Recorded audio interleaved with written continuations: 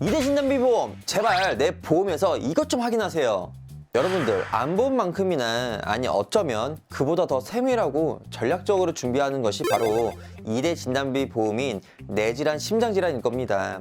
평소에 우리가 흔히 보험 하나 잘 들어놨다고 안심하지만 막상 큰 병이 닥쳤을 땐 왜 보상이 안 되는 거야 라며 낭패를 보는 경우가 바로 이 부분인데요. 그래서 오늘은 제가 전문가의 시선으로 현실적인 2대 진단비 보험 통계 자료를 통해 다양한 회사를 비교한 설계안까지 모두 공개하면서 어떻게 준비해야 될지 싹 알려드리겠습니다. 아마 이 영상을 처음부터 끝까지 보신다면 아하 하고 무릎을 딱 치실 겁니다. 아시겠죠? 여러분, 평소에 주변에서 이런 이야기 한 번쯤 들어보셨을 겁니다. 어제까지 멀쩡하게 운동하시던 분이 갑자기 쓰러지셨대. 골든타임 덕분에 생명은 건졌는데 병원비랑 생활비가 막막하다네. 우리나라 사망 원인 1위는 암이지만 그 다음 중대한 질병들 5위 안에서는 뇌혈관 질환과 심장 질환이 포함되어 있는 것을 알 수 있습니다. 특히 이 질환들은 암과 결정적인 차이가 있는데요. 바로 암은 수술 후 완치 판정을 받으면 일상 복귀가 비교적 빠르지만 뇌와 심장은 후유증이라는 무서운 그림자가 따라붙을 수 있다는 거죠. 이것은 단순히 병원비가 몇백만 원이 문제가 아닙니다. 만약 마비가 올 수 있거나 거동이 불편해져서 경제활동이 중단되는 순간 그 고통은 본인도 있겠지만 가장 중요한 건 온 가족의 몫이 될 수 있다는 거죠. 그래서 제가 한 가지만 여쭤보겠습니다. 지금 시청하신 여러분들은 이런 거대한 파도를 막아낼 방파제를 미리 준비하셨을까요?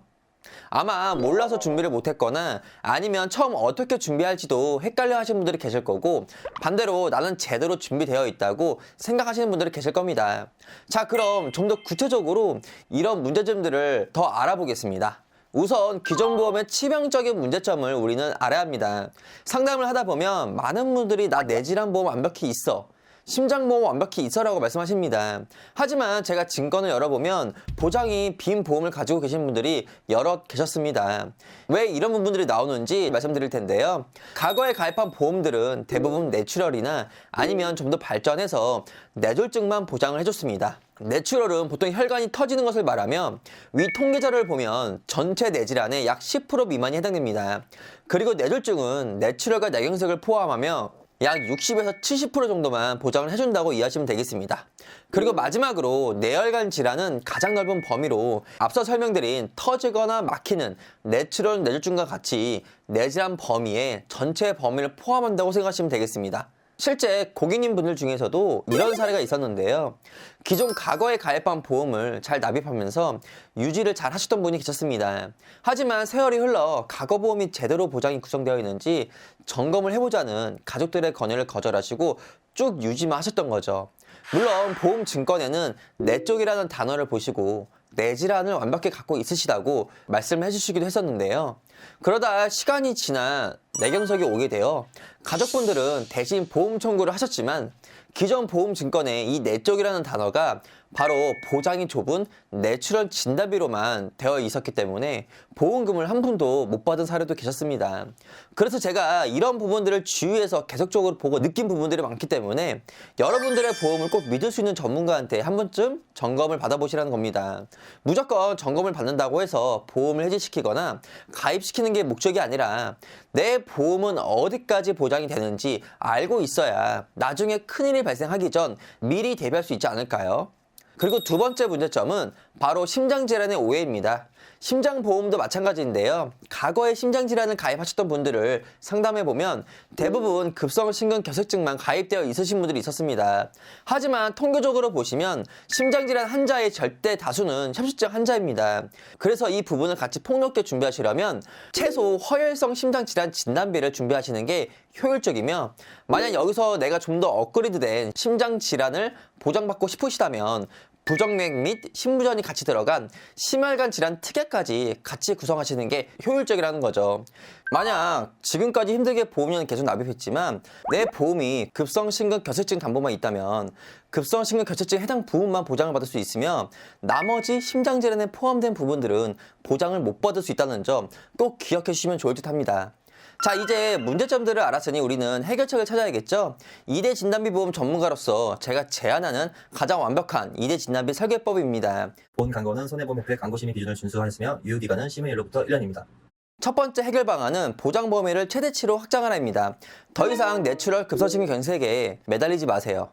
뇌는 반드시 뇌혈관 질환 진단비를 메인으로 구성하시고 뇌경색은 물론 전조 증상인 기타 뇌혈관 질환까지 폭넓게 대비합니다.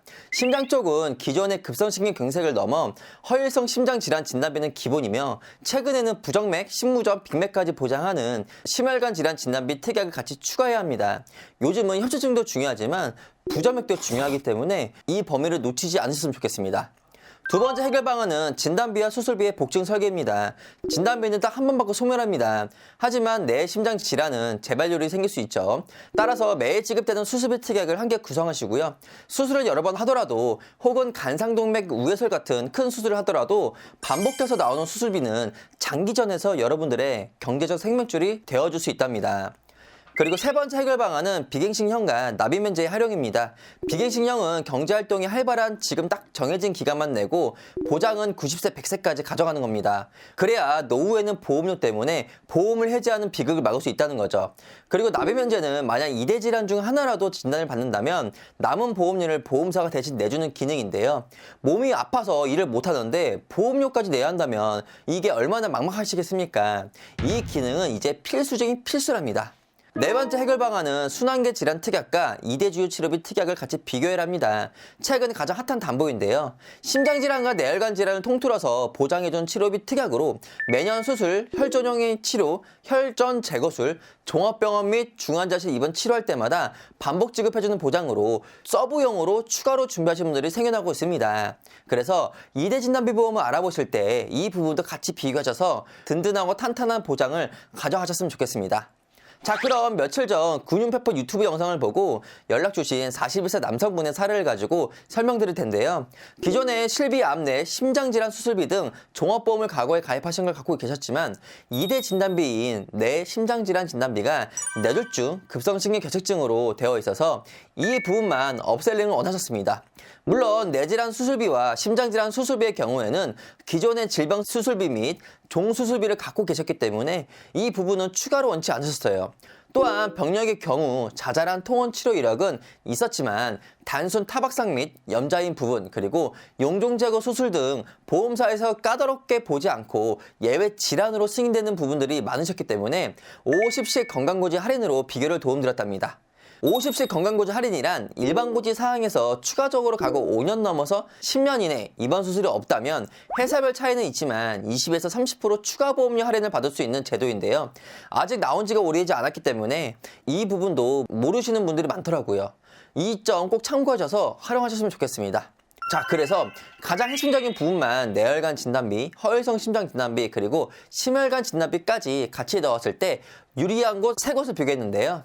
A사의 경우 뇌혈관 진단비 2,000, 허혈성 심장 1,000, 심혈관인 심부전 500, 기타 부정맥 200, 심근병증 1,000, 심장염증 300만 원을 넣었으면 20년 날 90세 만기 보험료가 오르지 않는 비갱신형으로 설계를 해보았습니다.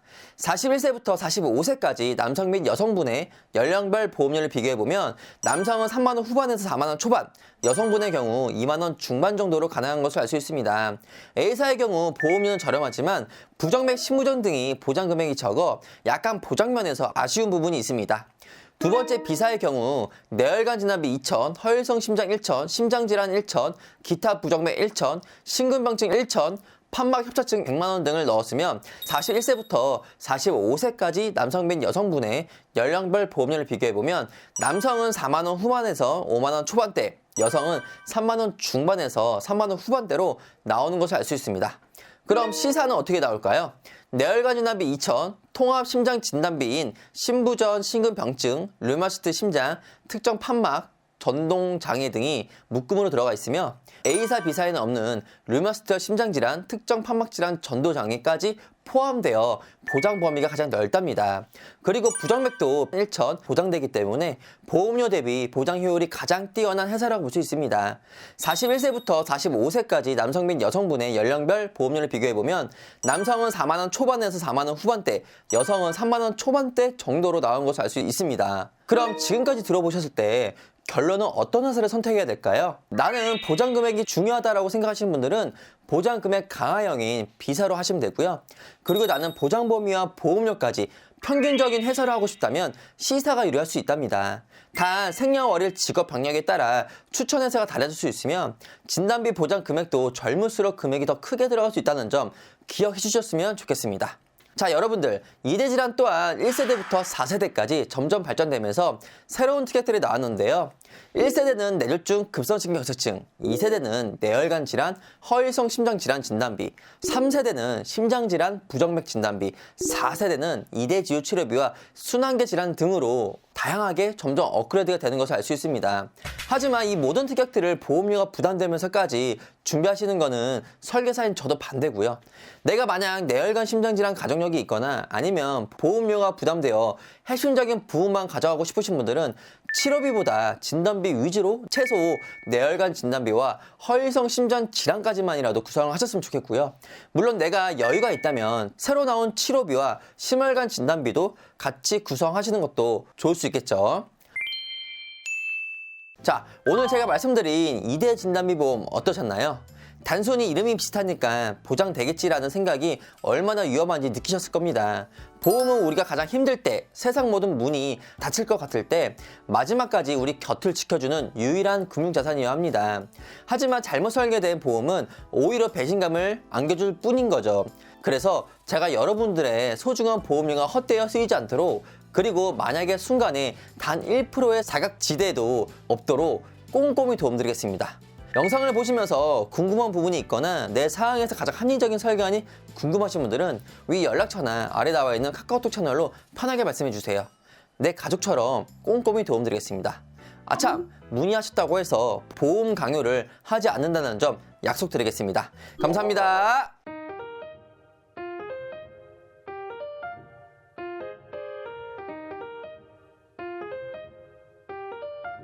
본 광고는 손해보험협회 광고심의 기준을 준수하였으며 유효기간은 심의일로부터 1년입니다.